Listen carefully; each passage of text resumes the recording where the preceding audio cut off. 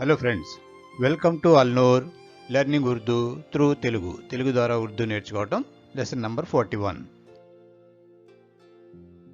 ఈరోజు present టెన్స్లోని present indefinite అంటే అది జరుగుతున్నది కాదు, జరగబోయేది కాదు, తన అలవాటుని తెలియజేయటం అన్నమాట. నేను రొట్టె తింటాను అనే మాట ఉందనుకోండి, మై రోటీ ఖాతా హూ అంటే నేను రొట్టె తింటాను. మై అంటే నేను, రోటీ అంటే రొట్టె, తింటాను అంటే ఖాతా హూ.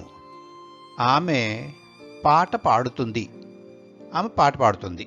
అది పాడేసిందో, పాడుతుందో, పాడబోతుందో కూడా తెలియదు మనకి. పాడుతుంది అనేది తన ఉద్దేశం అన్నమాట. ఓ గానా గాతీ హై. ఓ అంటే ఆమె లేదా అతను కూడా వస్తుంది.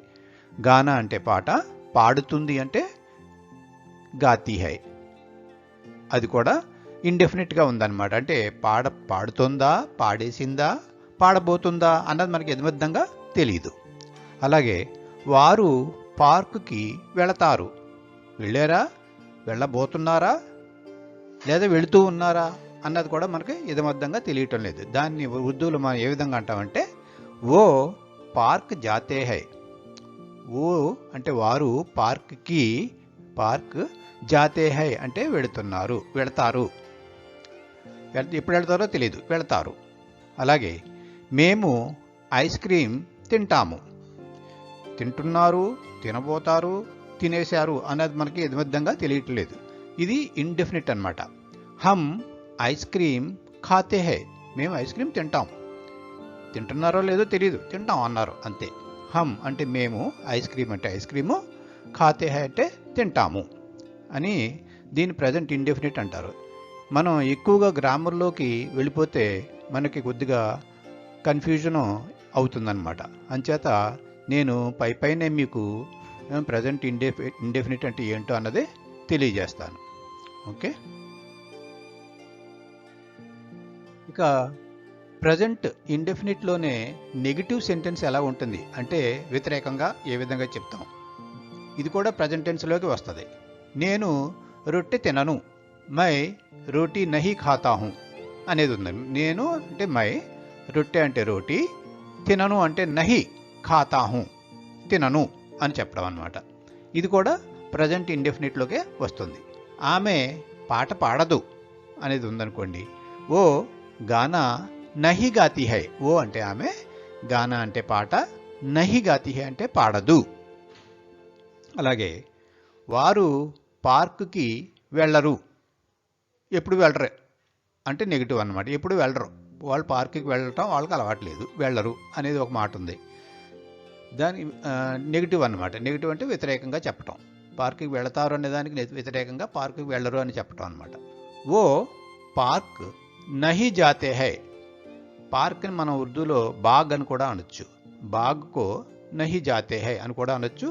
పార్క్ అంటే పార్క్ కూడా అని కూడా మనం వాడకంగా ఈ మాటని ఉపయోగించుకోవచ్చు. ఓ పార్క్ నహీ జాతే హై అనేది వారు పార్కుకి వెళ్ళదు అనేదానికి అర్థంగా వస్తుంది. మేము ఐస్ క్రీమ్ తినము అనే మాట ఉందనుకోండి, దాన్ని ఉర్దూలో ఏమంటారు? హమ్ ఐస్ క్రీమ్ నహీ ఖాతే హై.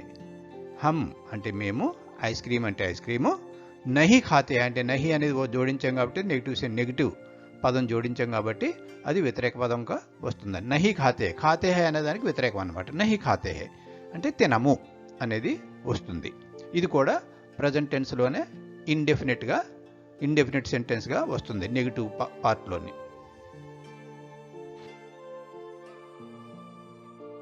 ఇక ప్రజెంట్ టెన్స్లోనే ప్రజెంట్ ఇండెఫినిట్లో ఇంటరాగేటివ్ సెంటెన్స్ అని కూడా ఉంటుంది. అంటే ప్రశ్నించటం అనేవి కూడా ప్రజెంట్ టెన్స్లో కొన్ని ఉన్నాయి. అవి కూడా మనం ఒకసారి టచ్ చేసి వాటి గురించి కూడా నేర్చుకుని ముందుకు వెళదాం. ఎక్కువగా మనం గ్రామర్ గురించి నేర్చుకుంటే మనకి ఇంట్రెస్ట్ తగ్గిపోతుంది. అంచేత మాట్లాడే వరకు అయితే సరిపోతుంది. అయితే కొన్ని మాటల్లో మీకు అలా టచ్ చేసి వదిలేస్తాను. తర్వాత నెమ్మదిగా ఎక్కువగా డీప్గా నేర్చుకోవాలనుకునే వాళ్ళకి, ఈ భాష మీద ఇంట్రెస్ట్ బాగా ఉన్న వాళ్ళకి, వారు తప్పనిసరిగా గ్రామర్కి నేర్చుకోవాలని అనుకుంటే వేరే క్లాసులు తీసుకుందాం. కానీ ఈ లెసన్స్ మాత్రం ఈ విధంగానే కంటిన్యూ చేస్తే తొందరగా నేర్చుకునే వాళ్ళకి ఇది సులువుగా ఉంటుందన్నమాట. ఇకపోతే నేను రొట్టె తినొచ్చా అనే మాట ఉందనుకోండి, దాన్ని మనం క్యా మై రోటీ ఖాऊं అని అడగవచ్చు. క్యా అంటే ఏమిటి, మై అంటే నేను, రోటీ ఖాऊं రొట్టె తినొచ్చా అని అడగాలన్నమాట. ప్రశ్నార్థకం ధ్వనించాలి. ఆమె పాట పాడుతుందా, క్యా ఓ గానా గాయేగి. ఆమె క్యా ఓ ఏమిటి, ఆమె గానా అంటే పాట, గాయగి పాడుతుందా. వారు పార్కుకి వెళతారా, క్యా ఓ పార్క్ జాతే హై. పార్కుకి వెళతారో లేదో తెలీదు, ప్రశ్నార్థకం అన్నమాట. మేము ఐస్ క్రీమ్ తింటామా, తింటామో తినమో తెలీదు. క్యా హమ్ ఐస్ క్రీమ్ ఖాతే హై. క్యా అంటే ఏమిటి, హమ్ అంటే మనము, ఐస్ క్రీము ఖాతే హై తింటామా అనే అర్థం ధ్వనిస్తుందన్నమాట.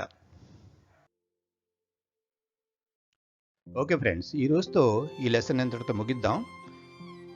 ఎక్కువగా గ్రామర్ని డీప్గా నేర్చుకునేందుకు వెళ్లకుండా పైనే కొద్దిగా టచ్ చేసుకుంటూ ముందుకు వెళ్ళిపోదాం. లేకపోతే మీకు ఉన్న ఇంట్రెస్ట్ తగ్గిపోతుంది. గ్రామర్ మీద ఎక్కువ కాన్సన్ట్రేట్ చేసే బదులు మనం మాట్లాడే భాష మీద ఎక్కువగా కాన్సన్ట్రేట్ చేస్తే మంచిదని నాకు అనిపిస్తుంది. అంతవరకు సెలవు మరి. Thanks for watching.